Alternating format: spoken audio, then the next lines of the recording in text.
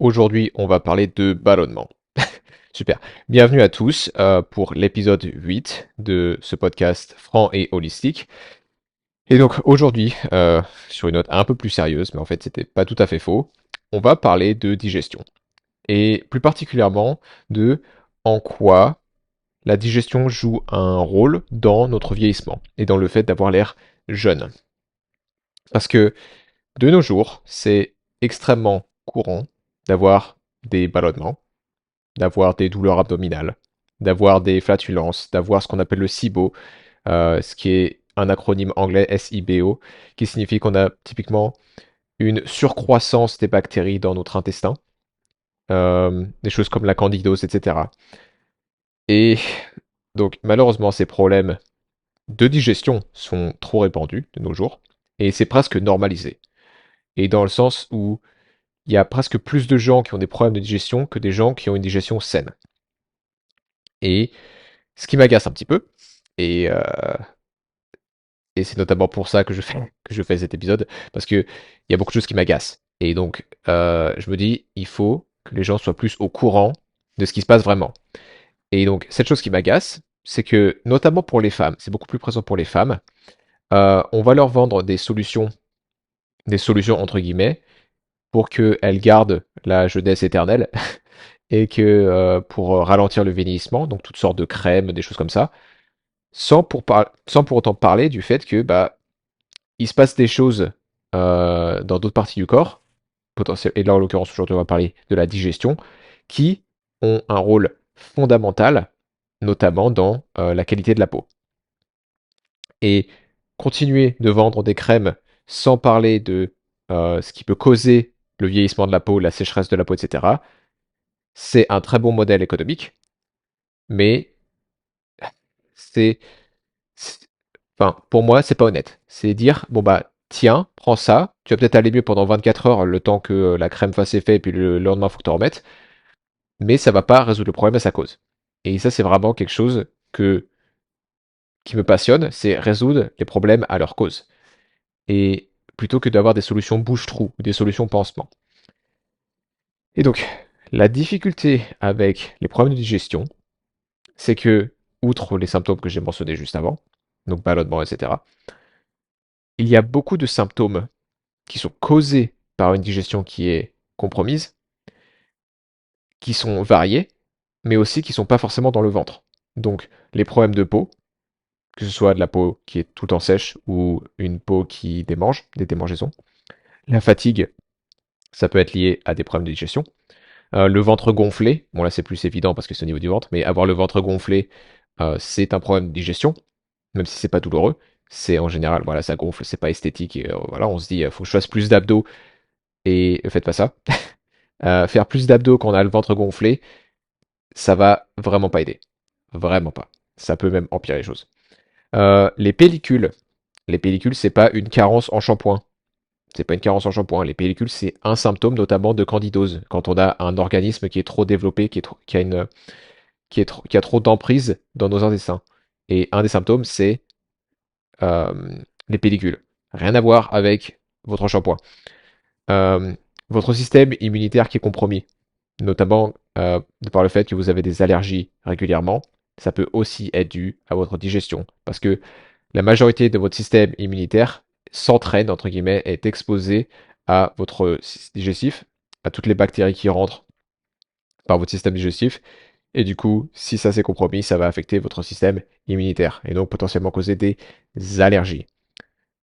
L'anxiété, c'est un autre type de symptômes, enfin beaucoup de symptômes psychologiques qui sont liés avec l'alimentation, la digestion. Donc, voilà. En fait, il y a beaucoup de gens qui vont avoir ces symptômes.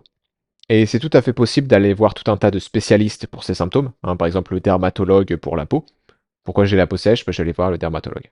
Il va peut-être me prescrire des crèmes ou je sais pas quoi. Peut-être aller voir un psychiatre pour mon anxiété. Et je dis pas de pas faire ça, parce que ça peut tout à fait être utile, et c'est pas mon rôle de diagnostiquer quoi que ce soit, je ne suis pas médecin. Euh, mais cependant, si la cause, dans le cas que j'explique, c'est vraiment la digestion, aller voir le dermatologue pour les problèmes de peau, ça ne va pas et une fois de plus résoudre le problème à sa cause. Non pas qu'une fois de plus vous ne devez pas y aller voir, mais ça va peut-être aider, mais ça va potentiellement pas solutionner si la cause est le bidou, le ventre. Et j'aimerais clarifier quelque chose aussi, c'est que quelle que soit la qualité de votre alimentation, même si vous mangez bio, même si vous suivez des globes, même si vous suivez des blogs beauté, des blogs bien-être, des articles, vous lisez des articles bien-être, vous suivez des comptes Facebook ou Instagram sur le bien-être pour bien manger, etc. Quelle que soit la qualité de votre alimentation, si vous ne digérez pas vos aliments, ça ne produira rien de bon. Ça sert à rien. Euh, je ferai un autre épisode très prochainement, c'est quasiment certain, sur l'alimentation et pour un petit peu y mettre un peu du clair parce que c'est un des sujets qui est complexifié le plus. C'est-à-dire que c'est très compliqué l'alimentation. On a de plus en plus d'experts, plus en plus de gens qui ont des avis différents. Les gens sont confus et si on regarde au niveau statistique, on n'a pas moins de soucis de santé. On en a plus. Et pourtant, on a plus d'expertise, entre guillemets, sur l'alimentation. Qu'est-ce qui se passe? Donc, mon épisode que je suis en train de préparer actuellement, ce sera pour y mettre un peu du clair, parce que tout le monde est confus, et il faut vraiment revenir aux bases. Aux bases. Donc, quelle que soit la qualité de votre alimentation, si vous ne digérez pas ce que vous mangez, ça sert à rien. Ça sert à rien. Et ça peut causer des ballonnements, même si c'est les meilleurs aliments sur Terre. Et je vais en profiter pour faire une petite note pour les végétariens et les véganes. Euh, les protéines végétales, donc tout ce qui est lentilles, haricots, peut-être du tofu, sont plus difficiles à digérer que les protéines animales. C'est normal, c'est parce qu'elles sont dans de la cellulose, dans les fibres végétales. C'est tout à fait normal. Mais du coup, c'est encore plus important que quand vous êtes omnivore de bien préparer vos aliments. Donc notamment faire tremper vos haricots, faire tremper vos lentilles, utiliser la cocotte minute plutôt que faire bouillir dans l'eau, potentiellement les faire germer. Ça peut être une très bonne idée parce que ça les rend plus digestes. Et donc d'écouter, si c'est votre cas, d'écouter les conseils que je vais donner aujourd'hui parce que ça s'applique à tout le monde. Euh, Parce que voilà, une fois de plus, certains aliments sont moins digestes que d'autres et du coup, il faut vraiment faire attention quand on a surtout ces symptômes, notamment les ballonnements, les douleurs abdominales, etc.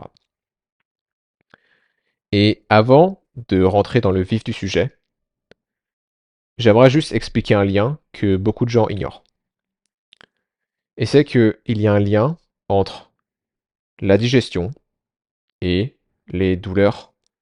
Il y a même plusieurs liens que je vais expliquer rapidement. Entre la digestion et par exemple le mal de genou, qui est très courant. Donc, lien numéro un, c'est que quand on a des problèmes de digestion, en général, la majorité du temps, ça mène à de l'inflammation intestinale. Il y a de l'inflammation, c'est normal. Et en réponse à ça, le cerveau, quand il voit qu'il y a de l'inflammation dans les intestins, il va désactiver les muscles qui sont autour. D'accord? Pourquoi il fait ça? Parce que si le cerveau permettait à ces muscles de fonctionner normalement, ces muscles ils vont potentiellement ajouter de la pression. Hein, c'est ce que les muscles font, ils ajoutent de la pression, ils se contractent. Au niveau des organes, en l'occurrence les intestins, qui ont de l'inflammation. Et si on rajoute de la pression sur de l'inflammation, ça empire les choses. Hein. Et on veut, au contraire, désactiver ces muscles pour donner de l'espace. C'est pour ça que ça gonfle, c'est pour ça que ça enfle. On veut donner de l'espace pour que l'inflammation se calme. Donc, quand j'ai des problèmes de digestion, j'ai de l'inflammation dans les intestins notamment. En réponse à ça, le cerveau va désactiver les muscles, et en particulier les muscles stabilisateurs qui sont autour. Il s'avère que ces muscles, c'est souvent les abdominaux profonds. Et les abdominaux profonds sont responsables pour stabiliser le bassin, stabiliser les lombaires, et du coup on peut avoir mal au dos, mais aussi mal au genou, parce que quand le bassin n'est pas stabilisé correctement, eh ben, ça va se répercuter sur le genou en bas, en particulier si on a le pied plat, si on a de la pronation, et si on n'a pas une belle voûte plantaire qui fonctionne. Donc, premier lien entre la digestion et notamment le mal de dos ou le mal de genou. Le deuxième lien est que suivant le déséquilibre qu'on a dans la population bactérienne, etc., de micro-organismes dans dans nos intestins, on peut avoir certains organismes, quand ils sont trop nombreux, ils vont attaquer nos articulations. Et moi, c'était mon cas quand j'avais à peu près 20 ans, 21 ans, 22 ans. C'est que j'avais mal au genou, j'avais mal au coude, mais c'est pas parce que je faisais des mouvements débiles, c'est parce que j'avais ça. J'avais trop de parasites dans mon ventre. Et les parasites, ils ont tendance à attaquer les articulations. Et ça ne s'est pas corrigé avant que je corrige ma digestion. Et depuis que j'ai corrigé ma digestion, je peux faire du sport, je peux soulever des poids, aucun problème, j'ai pas mal aux articulations. Voilà, c'était le deuxième lien. Donc, quand on a des problèmes aux intestins, il est assez courant de nos jours d'entendre bah voilà, consomme des probiotiques ou consomme des yaourts. Et c'est pas que c'est une mauvaise idée, mais je vais expliquer pourquoi c'est pas forcément une bonne idée.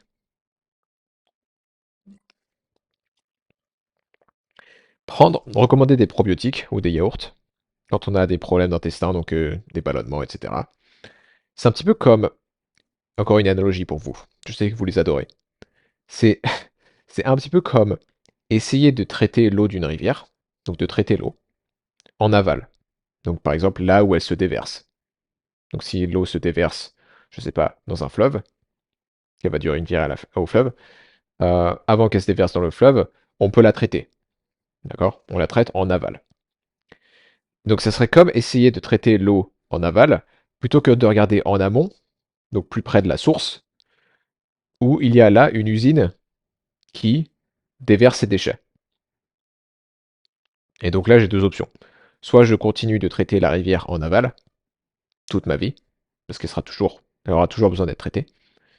Ou alors, je vais regarder en amont, je vais regarder plus haut ce qui se passe, et je vois, ah, il y a une usine qui déverse ses déchets. Donc peut-être que je peux lui dire de ne pas le faire. Et comme ça, il n'y a plus besoin de traiter la rivière du tout, puisqu'elle est propre. Donc c'est un petit peu la même idée. C'est-à-dire que ce dont je vais parler aujourd'hui, c'est une approche qui est plus méthodique pour aborder la digestion. Parce que des fois, rajouter des probiotiques, quand on a déjà des ballonnements, ça va nous faire ballonner plus. Parce que les probiotiques, c'est juste plus de bactéries.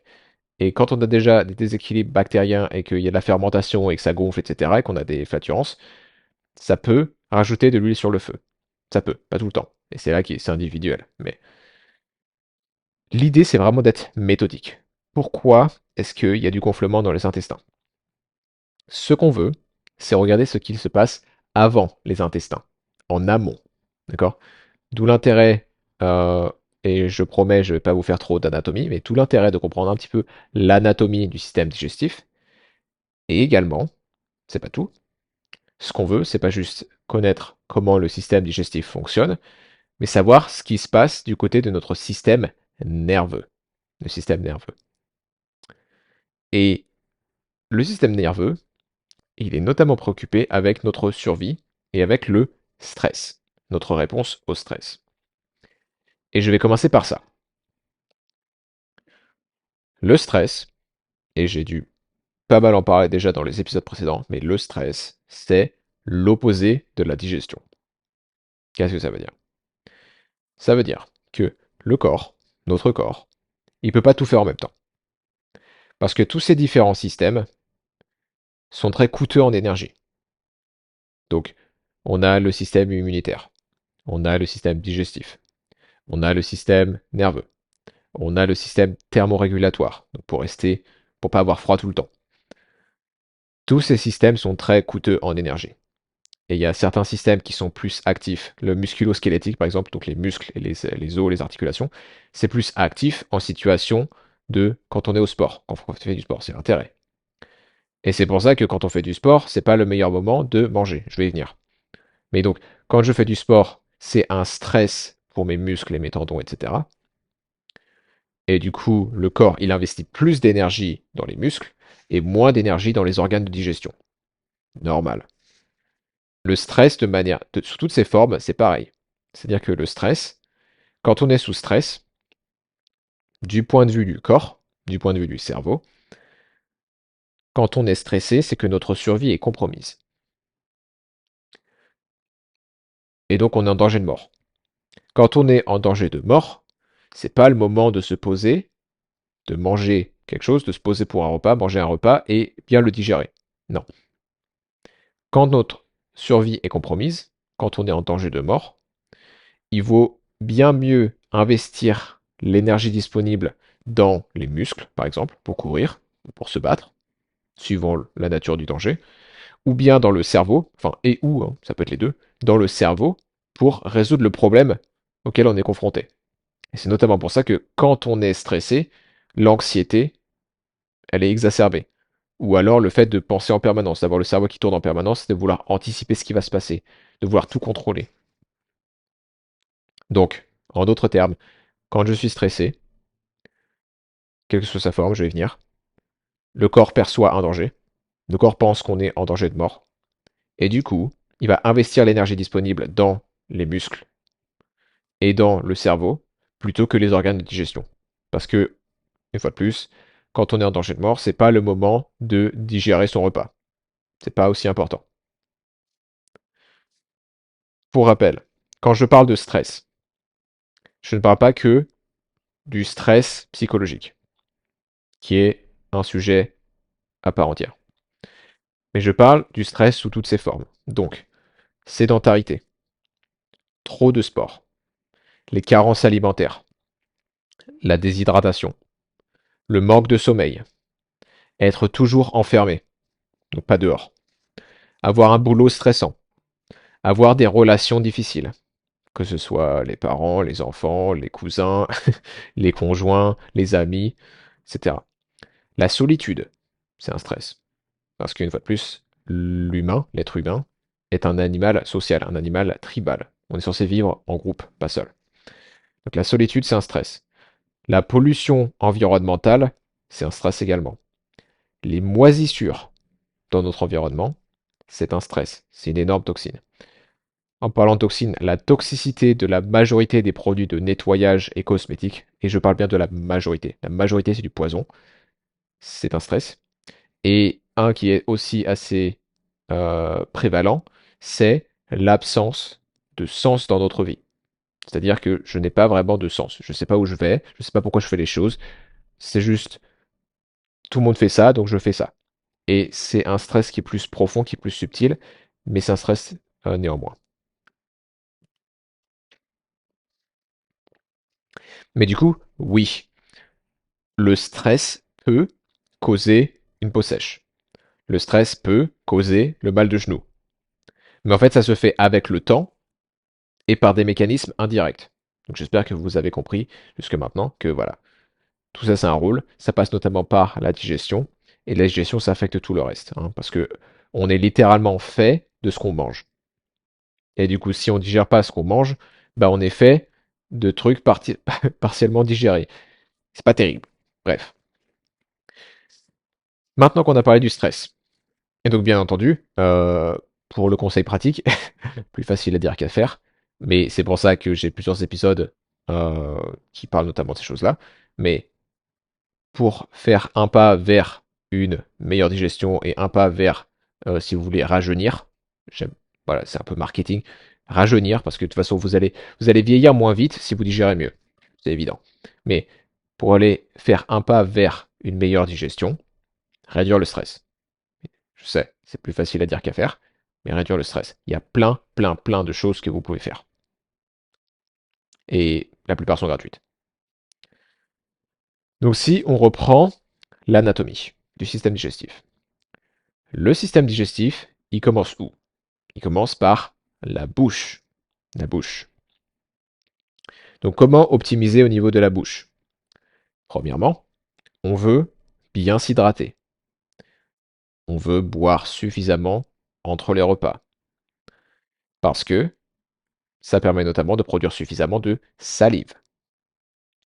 Et je vais en parler après avec l'estomac, mais c'est important de bien boire, d'être suffisamment hydraté pour produire de l'acide gastrique. Donc, bonne hydratation, numéro un. Numéro 2, bien mâcher. Mâcher. La plupart des gens, je connais peu de gens qui prennent vraiment le temps de se poser et de mâcher correctement leurs aliments jusqu'à ce que ce soit presque liquide. D'accord? Parce que plus on fait un bon boulot dans la bouche, moins l'estomac a à travailler. Donc plus, plus l'estomac, plus l'estomac a un travail facile, peut faire les choses bien, ce qui rend les choses plus faciles pour les intestins, etc. Et devinez quoi? C'est gratuit. Gratuit. Et c'est tellement simple que personne ne le fait.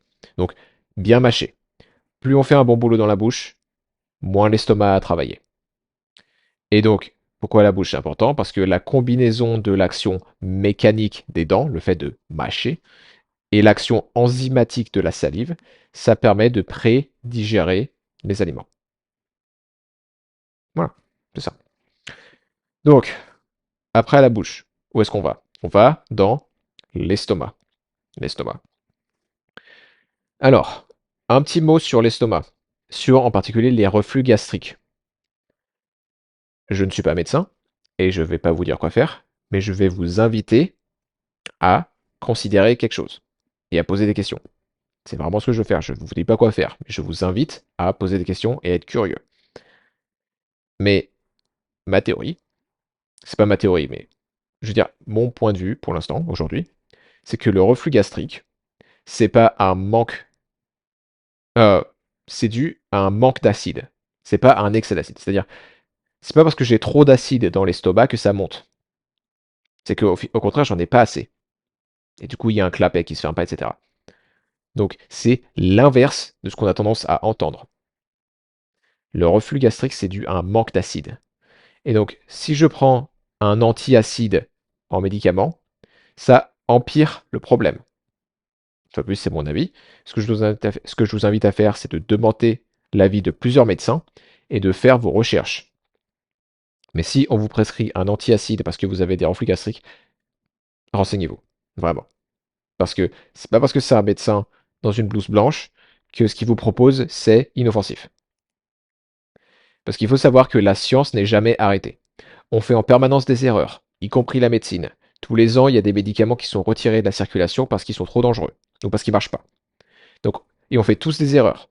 Tout le monde, médecin ou pas médecin, on fait tous des erreurs. On est tous humains. On se plante tous. Mais l'idée de la science, de la méthode scientifique, c'est de faire des erreurs et de trouver de meilleures théories, de garder l'esprit ouvert et de chercher des meilleures théories en permanence. Et la médecine, si c'est fait de manière scientifique, c'est pareil. Et donc, votre meilleur allié, c'est la curiosité, poser des questions, et l'esprit critique. Bref, c'était une petite parenthèse sur le reflux gastrique. Donc, l'estomac, comme je disais, réduire le stress sous toutes ses formes. Si vous êtes stressé, l'estomac va pas vouloir produire d'acide gastrique. Euh, on veut être suffisamment hydraté, comme je disais. Par contre, on ne veut pas boire pendant les repas. On veut limiter la quantité de liquide pendant les repas. Parce que plus on boit, plus ça va diluer l'acide gastrique. Et donc moins l'estomac va pouvoir digérer notamment les protéines. Qu'est-ce qu'on veut d'autre? Pour produire suffisamment d'acide gastrique, on veut aussi suffisamment de vitamines du groupe B, notamment la vitamine B1. On veut suffisamment de chlorure, donc c'est un minéral qui est présent dans le sel. Et donc ce qu'on veut, c'est consommer suffisamment de bon sel. Pas de sel de table, s'il vous plaît. Du bon sel, du sel de Guérande. On a un des meilleurs sels au monde en France, personne ne s'en rend compte, mais on a un très bon sel. Prenez ça. Euh, c'est plein de minéraux, c'est très clean, ça vient de la mer, c'est naturel, c'est ce qu'il vous faut. Et n'ayez pas peur du sel. Le sel, on en a besoin. Euh, et la plupart des gens, ils n'ont pas assez de minéraux. Il y a beaucoup trop de sel dans les plats transformés. Ça oui, et en plus c'est du sel de table. Mais si vous mangez uniquement des aliments naturels, genre si vous mangez fruits, légumes, viande, riz, œufs, vous pouvez saler jusqu'à ce que ça ait bon goût en fait.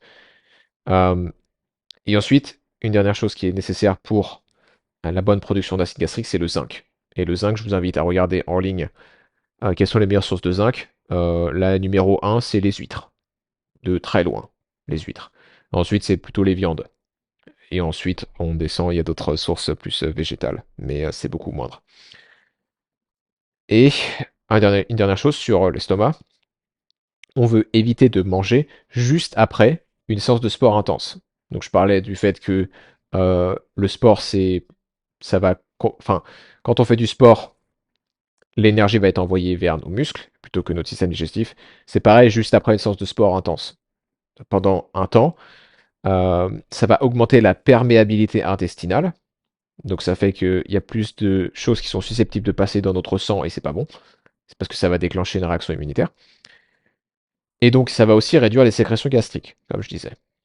Donc, ce qu'on veut, c'est éviter que des particules non digérées finissent dans le sang, donc ce qui cause une réaction immunitaire et donc potentiellement des intolérances à des aliments qui sont potentiellement sains.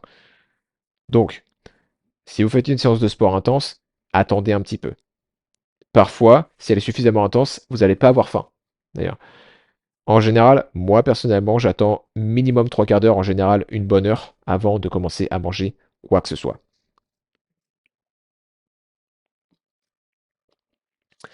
Bon, ça c'était pour l'estomac. Je vais parler un tout petit peu du foie et de la vésicule biliaire. Entre autres, ils sont responsables de la production d'enzymes digestives et de la sécrétion de bile pour digérer les matières grasses. Donc il y a beaucoup de gens qui tolèrent pas le gras, notamment des femmes qui ont fait beaucoup de régimes, elles tolèrent plus le gras, parce qu'en fait, avoir fait des régimes, ça a un peu, comment dire, c'est un peu traumatisé si vous voulez leur foie et leur vésicule biliaire, et ils sont plus capables de digérer les matières grasses parce qu'ils produisent plus assez de bile, et c'est pas forcément une bonne chose. C'est pas parce que l'aliment est trop gras, c'est parce que tu es plus capable de digérer. Donc, comment on fait pour améliorer ça? On veut suffisamment d'acides aminés et donc de protéines. Les acides aminés, c'est juste les petites briques qui constituent les protéines. Et la plupart des gens, surtout les femmes, et une fois de plus, ne mangent pas assez de protéines. Et si vous mangez pas assez de protéines et que vous vous faites du souci pour vos articulations et pour votre peau, eh ben devinez quoi, ça va être un problème. Parce que si vous mangez pas assez de protéines, bah, votre corps il va aller les prendre ailleurs. Si c'est pas dans votre alimentation, il va les prendre ailleurs. Et du coup, en fait, votre corps, il va se manger tout seul. Il va chercher les protéines ailleurs. Donc, suffisamment de protéines et ensuite, autant que possible, j'en parle un petit peu dans le stress, réduire la quantité de toxines dans notre environnement. Et notamment les moisissures, c'est un point important. Et la quantité de toxines dans notre assiette, autant que possible. Parce que le but, c'est de libérer un petit peu de bande passante pour le foie. Donc moins le foie il est exposé à de toxines, plus il peut faire son boulot en tant que appareil digestif, si vous voulez. Donc ça, c'était pour le foie et la vésicule biliaire. Maintenant, les intolérances alimentaires. Les intolérances alimentaires, c'est tout à fait possible d'en avoir, même pour des aliments sains. D'accord? Pendant un temps, je ne tolérais plus du tout les sardines. Donc pourtant, les sardines, c'est voilà, c'est super sain, ça apporte plein d'oméga 3, de minéraux, etc. Oui, mais j'avais une intolérance alimentaire aux sardines parce que j'en ai mangé énormément pendant longtemps. Et j'en mangeais notamment quand ma digestion était compromise. Et quand la digestion est compromise, quoi qu'on mange peut devenir une intolérance alimentaire. Et donc, si mon estomac ne fait pas son boulot, pour toutes les raisons que j'ai énoncées jusqu'à maintenant, et qu'en plus on a une porosité intestinale, parce qu'on est stressé par exemple, il est possible de développer une intolérance alimentaire à n'importe quel aliment sain, entre guillemets. Et donc, si vous identifiez que vous avez toujours des symptômes après avoir consommé un certain aliment, c'est que vous avez potentiellement une intolérance à cet aliment. Donc, moi, pendant un temps, ça m'a mis du temps à m'en rendre compte, mais ce dont je me suis rendu compte au bout d'un temps, c'est que à chaque fois que je mangeais des sardines, j'avais des lourdeurs d'estomac, je me sentais pas bien, je me sentais mou, je me sentais fatigué, et ça me mettait du temps avant d'avoir faim à nouveau. Et donc, il faut essayer de se rendre compte que quand je mange quelque chose et que je me sens mal systématiquement après, c'est que j'ai potentiellement une intolérance. Et donc, ce qui peut servir, et c'est gratuit une fois de plus, il n'y a pas besoin de faire des tests à des milliers d'euros, avec beaucoup de faux positifs parfois, c'est on peut éliminer certains aliments pendant au moins 4 jours. Donc, par exemple, si j'arrête de manger des sardines pendant 4 jours, est-ce que ces symptômes reviennent? Si c'est pas le cas, peut-être que c'est les sardines. Et du coup, si je veux que l'intolérance se calme vraiment, on peut potentiellement avoir besoin de ne pas consommer cet aliment pendant 6 semaines. des fois plus. Mais 6 semaines, c'est ce que j'ai vu, ça peut aider le système immunitaire à se calmer. Et donc je peux faire ça avec n'importe quel aliment. D'un point de vue de probabilité, on est en général intolérant aux aliments qu'on consomme le plus. Donc souvent c'est les œufs, souvent c'est le lait, etc. Mais ça ne veut pas dire que le lait c'est mal, ça ne veut pas dire que les œufs c'est mal, etc. Euh, Ça veut juste dire qu'il y a eu une période où on n'était pas capable de digérer ce truc-là. Donc il y a un bout de protéine qui n'était pas digéré et qui est rentré dans nos intestins et c'est passé à travers la paroi intestinale dans notre sang. Du coup, ça fait réagir le système immunitaire. Du coup, on a développé une intolérance à cet aliment. Ça n'a rien à voir avec le fait que le lait c'est mal, par exemple. Bref, pour conclure, en gros, on veut être plus conscient de ce qu'on met dans notre assiette. Ça ne veut pas dire être extrêmement rigide, ça ne veut pas dire avoir des régimes fous, mais ce qu'il faut, c'est vraiment être conscient de ce qu'on met dans notre assiette et de comment notre corps réagit à ces choses-là. Euh, Ce qui m'a beaucoup aidé, moi, ça a été de simplifier mes repas. Quand on fait entrée avec plusieurs ingrédients, plat avec plein d'ingrédients et dessert avec plein d'ingrédients, c'est très dur de savoir qu'est-ce qui va pas, qu'est-ce qui me cause les problèmes. Et euh, c'est très dur c'est plus dur pour le corps à digérer. Plus il y a de choses différentes à digérer, plus c'est difficile. Donc, moi, ce qui m'a beaucoup aidé, c'est juste de simplifier mon assiette. Et ça a simplifié ma vie, en fait, hein, parce que c'est beaucoup plus facile à planifier, c'est beaucoup plus facile à cuisiner, et ensuite, j'ai juste à augmenter les quantités pour avoir ce qu'il me faut. Et ça m'a juste simplifié ma vie, en fait. Et vous allez remarquer que c'est un de mes thèmes qui me passionne le plus, c'est la simplicité. J'aime quand c'est simple. Donc, en gros, on va être plus conscient de ce qu'on met dans notre assiette, potentiellement la simplifier, et comment notre corps réagit. Tous ces symptômes que j'ai énoncés au début ne sont pas normaux. Enfin, c'est pas naturel, c'est pas normal. Même si c'est courant, c'est pas normal. Donc ce qu'on veut, c'est ralentir. On veut déstresser. On veut apprécier. Apprécier la nourriture. On a tendance à plus l'apprécier du tout. Essayez de... Si vous avez du mal à apprécier votre nourriture, essayez de ne pas manger pendant une journée. Donc sauter 3 repas. Jeûner pendant 24 heures. Et dites-moi si vous appréciez pas la nourriture. On est tellement, on a tellement une abondance de nourriture, on est tellement nourri en permanence 24 heures sur 24 que on n'apprécie plus. Euh, une autre chose que j'ai déjà mentionné dans d'autres podcasts, mais marcher après les repas, c'est vraiment top. Si vous pouvez faire ça, pour plein de raisons, mais ça peut aussi aider. L'absence de mouvement, la sédentarité extrême, ça peut aussi compromettre la digestion parce qu'on bouge pas suffisamment.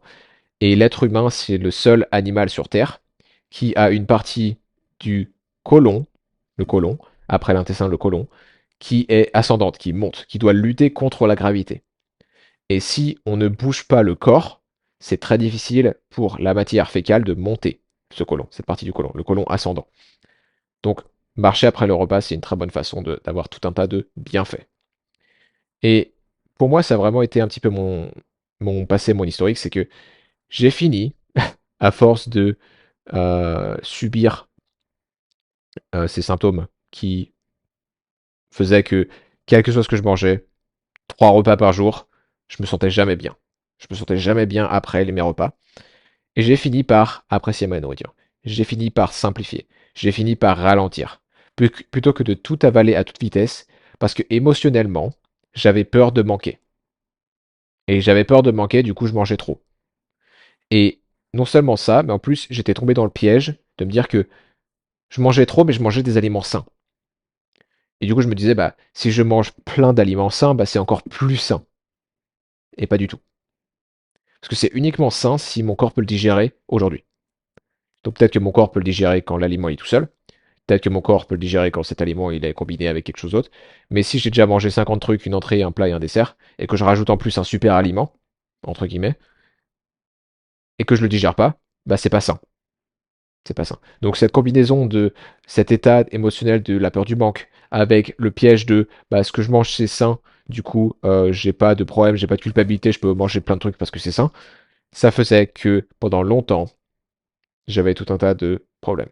Et j'ai eu quasiment tous les symptômes que j'ai mentionnés au début. Problème de peau, douleur au ventre, ballonnement, fatigue en permanence, mal aux articulations, etc. Et du coup, j'ai appris à faire ces choses-là dont je vous ai parlé aujourd'hui. Et comme vous avez pu le voir, la plupart de ces choses-là sont plus ou moins gratuites. Plus ou moins gratuites. Et c'est pour ça que, d'après moi, c'est ma théorie, c'est pour ça qu'on n'en parle pas suffisamment, parce que ça rapporte pas d'argent. Je peux pas vous vendre de crème, je peux pas vous vendre de compléments alimentaires miracles, même si des fois certains compléments alimentaires sont vraiment utiles. Euh, je peux pas vous vendre quelque chose, une solution à votre problème, puisque le problème, en fait, c'est cliché, mais la solution, elle est en vous. La solution, elle est en vous. Et vous vous en rendez pas compte tant que vous savez pas que la solution est en vous. C'est mon but avec ce podcast. Mais donc, ce que je vous invite à faire, c'est que c'est une chose de savoir ce qu'il faut faire, c'est une autre chose de le faire. Donc ce que je vous invite à faire, c'est essayer de mettre certaines de ces choses-là en pratique. Et si vous avez des questions, comme d'habitude, n'hésitez pas à m'en envoyer. Euh, et vraiment, ce que j'espère, c'est que vous en tiriez quelque chose et que vous puissiez voir des améliorations dans vos symptômes. Ok, merci pour votre attention. Comme toujours, je prends pas ça à la légère. Je sais que le temps, votre temps est une ressource précieuse, donc j'apprécie que vous preniez le temps de m'écouter parler tout seul devant un ordi. Et je vous dis à très bientôt pour un prochain épisode.